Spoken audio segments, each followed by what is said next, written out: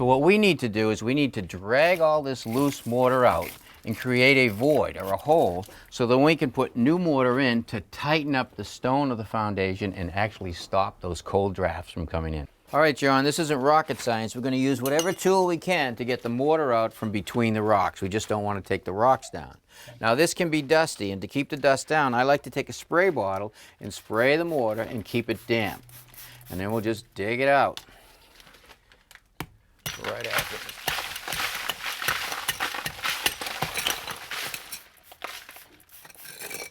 See, we're going to go in about 2 or 3 inches, just like that. Dig it all out. Create plenty of space for our new mortar.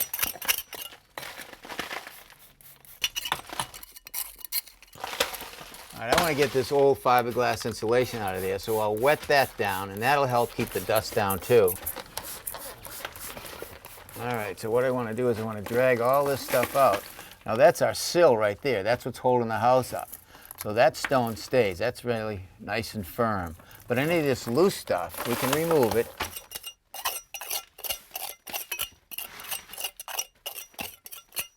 Now down here at the bottom, the wall is in really good shape. The mortar is nice and tight. Up here, it was bad. It was loose. We have removed all of our loose mortar. Now I just want to brush away all the loose debris, and I think we're just about ready to go outside and mix up our new mortar.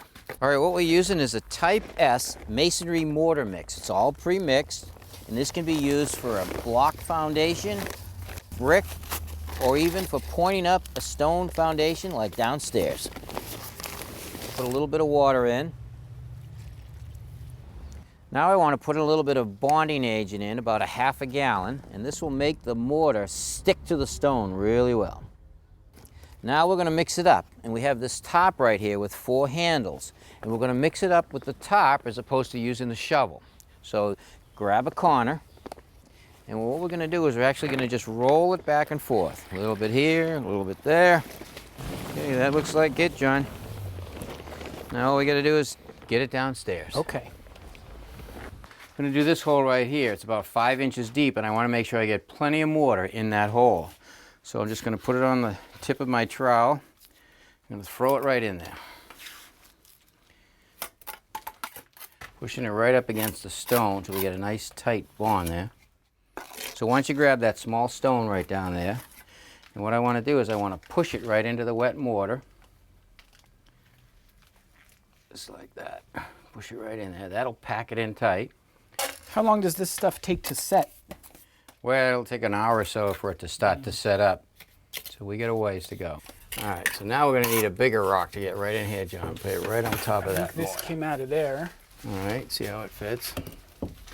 Push it right into it, yeah. Good. All right. If I want the mortar to flow nicely against the stone, I missed it just a little bit, and I brushed those joints nice and tight. And I think this wall is good for another 100 years.